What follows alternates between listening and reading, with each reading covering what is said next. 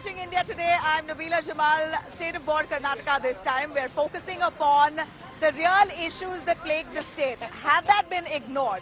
In fact, to classic example that I could give here is the civic mess that we see here in Bengaluru's IT sector. But before that, let me remind our viewers here that Karnataka is going to elections in barely 33 days' time exactly. And on the 10th of May is when voting will happen. On the 13th of May is when counting will happen and results will be out. In the meanwhile, I'm going to introduce our viewers to the actual issues which we don't see any netas actually addressing. Like, for example, we see this civic mess that you see all around on our screens here coming from Bengaluru's IT sector. A perennial problem, something that locals here and people who are working in the vicinity are absolutely frustrated. In fact, I'm right now at the Vartur-Kodi junction. This is exactly the area where we see huge flooding that takes place, and the most vulnerable area, because I'm not too sure what civic authorities have done, but the locals here who are all joining me right here behind me claim that multiple attempts have been done to fix stormwater drains and which will eventually result in better traffic flow, have failed, absolutely failed.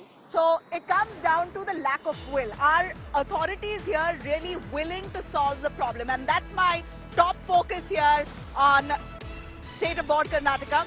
This is our issue, our state, our city, our problems, not being fixed by netas, but really nobody to address it. Bengaluru's image really taking a severe beating, as these latest images that you see on your screens here have really highlighted the city's civic infrastructure that's now coming down to crumbling. In fact, nearly 2,000 people coming from all over the country land into Bengaluru city to be working along this IT sector area, along the Mahadevapura constituency where there's Whitefield, there's Electronic City, there's Vartur. These are areas where all the IT offices are literally aligned. And this is the same area which is known as the jewel of the IT sector that's so pathetic when it comes to civic infrastructure that a lot of people have left the city as soon as they arrive because they can't really bear this kind of mess. And I have with me a bunch of locals here. In fact, they've come up with an organization to fight this issue. It's called Whitefield Rising. They've been fighting with the authorities to fix this issue for over a decade, but unfortunately have failed. I'm going to, in fact, ask this lady here, why don't you introduce yourself and tell us, you know, her house drowned with flood water very recently, about 2 days ago when Bengaluru rained. Why don't you explain to us what happened? You know, it wasn't even that much rain, and even then our street was completely locked and it takes hours and hours to drain. But specifically last year was really bad because our house kept filling with water over and over again, and I have small children and I actually have to evacuate with them. Last year I had to evacuate with them in the middle of the night on a ladder, you know, because that water has snakes, it has scorpions, it has electricity, it's full of sewage and it's inside my house. So I cannot. And then we had to be out of our house for 20 days, and then even after that it took me lakhs to refurbish my house, to get my power cables going again. So this year it's so traumatic. I'm really traumatic. I can't even imagine living in a house where every bout of rain you see the entire civic infrastructure exposed. And these are people who live in the vicinity, work in the vicinity. You must be bugged. Right. Hi, thank you. I am Raj, local here, and I am residing here since last 10 years. And last year, September, when it rained, completely 2 basements of ours were totally submerged with the water, and we have to evacuate. If I can ask my camera to actually pan on this area here, because this is the most vulnerable area. Go on, sir. And 48 flat people have to evacuate for almost 15 days, and we spent more than 1 crore to regain the whole thing back to life. All right. What about you, sir? Yeah, I mean, this is a point where we are standing is the lowest point what we have in our locality, and any smallest rain of 30 minutes. Yeah, actually, when I say the lowest point, I'm going to try and establish that in the visual here. If you can please step aside this way. There you see the road here. It comes down to a slope. It's literally. This is the lowest point what we have in our locality, and just across the lowest point we have this sewage next to us, but it is not absorbing any water because it is at a higher level. Right. So we actually, and this took us, the government spent a lot of money on this, close to crores of money to set up this nala, but it is still not taking water. It's still not fixed. I mean, and that's why we say that it's all been unplanned. You can't do patchwork and a quick fix to a problem as severe as this. So my name is Rao.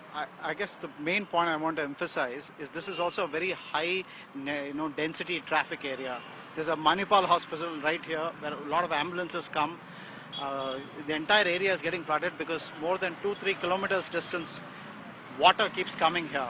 And this is the lowest point. It has nowhere to go. As your camera showed earlier, there's a physical barrier that has been constructed, this concrete bridge that prevents the water from draining any further. So this really has been a massive challenge for us. It is absolutely, and I think those visuals, today it's not raining and that's why I'm lucky to stand on this road and pull off this live. But otherwise, you see the visuals on our screens here, it's terrible. The one bout of rain, it doesn't even have to really shower. Does not have to be blinding rains, but a small shower is enough to drown this area. Hi, I'm Anupama and I want to make a note here that we are a very active community here. There are six communities who have been communicating to the authorities since 2013, since the time when these issues have started. We have clearly written in the letters to the chief engineer of stormwater drain that our problems are increasing year over year. They are getting worse by the year, and last year's rains have proven it. And the solutions that we are seeing are not appropriate is very clear, because the problem starts all the way uphill, where most probably from the topography study. What are these documents, ma'am? So these are letters that we have written to the chief engineer of stormwater drain. Since 2013 onwards we have records, and from 2017 we have been very actively attending the ward committee meetings, and every ward committee meeting. I can't even imagine that authorities are so insensitive when it comes to fixing your basic problem that you are paying taxes for. Yeah, thanks Nabila. This is Murli here. Yeah. For those of the viewers who don't know about this area, we are talking from Mahadevapura, which is the crowning jewel of the IT sector in the country, right? There are a lot of jobs that are being created here. On a daily basis, around 1,000 to 2,000 new people are coming into the city in search of jobs, right? And Mahadevapura is the highest direct and indirect tax generator within Bengaluru. Now, what you spoke about or what you just listened to are some of the symptoms of a systemic problem. I just want to highlight the systemic problem, right? Bengaluru is 800 square kilometers, but Mahadevapura alone constitutes 115 square kilometers. Wow. And we just have a handful of officials doing the civic administration in Mahadevapura. We are talking about stormwater drains. We just have one ward engineer and one assistant executive engineer for the whole of 115 square kilometers looking at the stormwater drains, which is definitely not sufficient, right? So your moot point here, you're looking for BBMP to be decentralized, a little focus specifically for the IT sector here? Absolutely. I think we need to be decentralized. We need to enable decentralization of civic administration here. For every little pothole and every little stormwater drain, today we have to go to the headquarters, which is 20 kilometers away from here. I think we need decentralization to happen. All right. We hope officials have really heard you. Is that your same point that you want to make? Yeah, the same point. My name is Sagar. I stay in an apartment called Brigade Harmony. Last year during the rain, our apartment basement was totally submerged with water. My God. And we lost our electrical installation, our STP, our generators, everything. Almost 1 crore worth of equipments we have to replace. Terrible. Sir, I'm sorry, but we're short on time. I really feel for you, but my only intention was to ensure that your issue is out there now for the Netas to really see very close. And I hope that will also be your issue while you go to vote. Thank you very much. I hope situation improves. This is my city. I really want things to be fixed. But somehow civic issues are always the last on the minds of Netas. Everything else takes precedence, unfortunately. I'm really going to cut our viewers to the elections now. As much as we are talking about who's getting a ticket from where, what are the real issues for elections this time in Karnataka, while you have the Congress, the JDS announcing their candidate list, we have the BJP still not coming out with their list yet.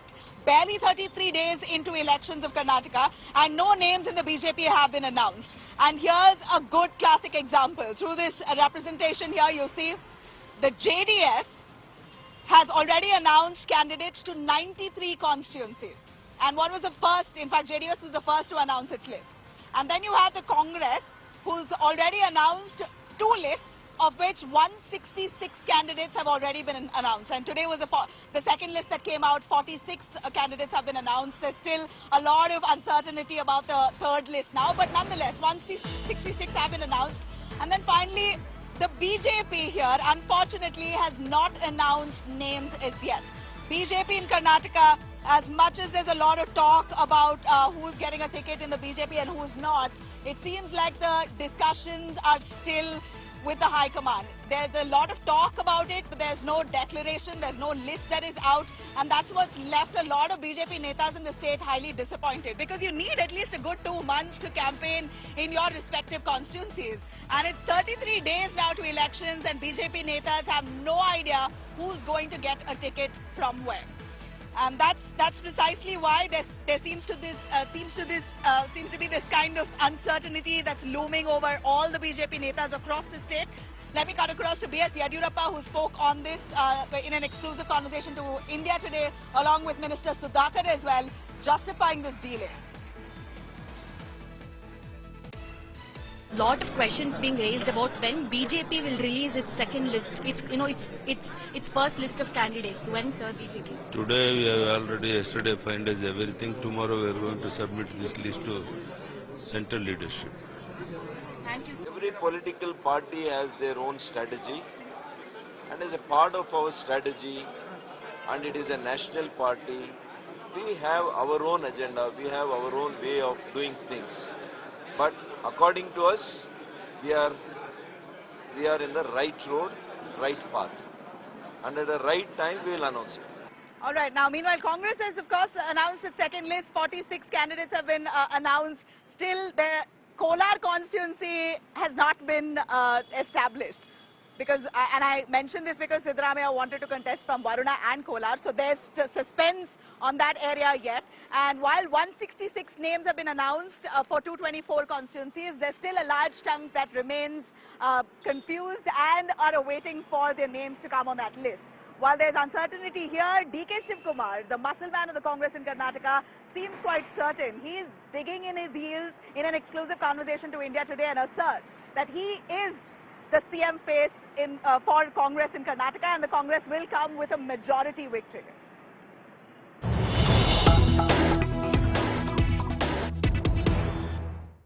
Are you in the race? Mr. Siddaramaiah has told us very clearly that he is very much in the race. The MLAs will decide who becomes the next chief minister. See, all politicians should aspire. We believe that, yes, we should also. For me, my priority is not myself. My priority is bringing the Congress party to power. Then my party high command will decide on its own political process. So you are in the race? See, definitely when opportunity comes, see, we are politicians, no? We are human beings.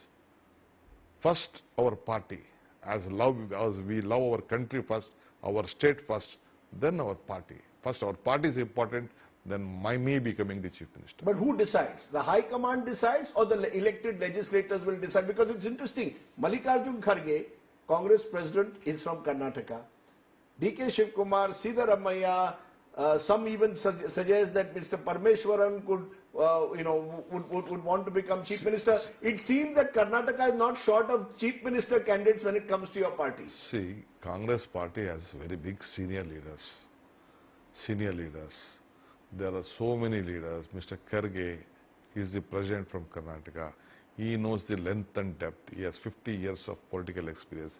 There is a political process in it. I can't dictate what the process is. First, we should get our MLA selected. Then there will be election among ourselves, or they will be asking the opinion. Then the party will take a call on it. But we've already seen, for example, even on seats, as you mentioned, Mr. Siddaramaiah was insisting on 2 seats, that he wanted to contest from Varuna and from Kolar. And that in itself becomes a battle within a battle. What is the signal, therefore, that you all are sending out?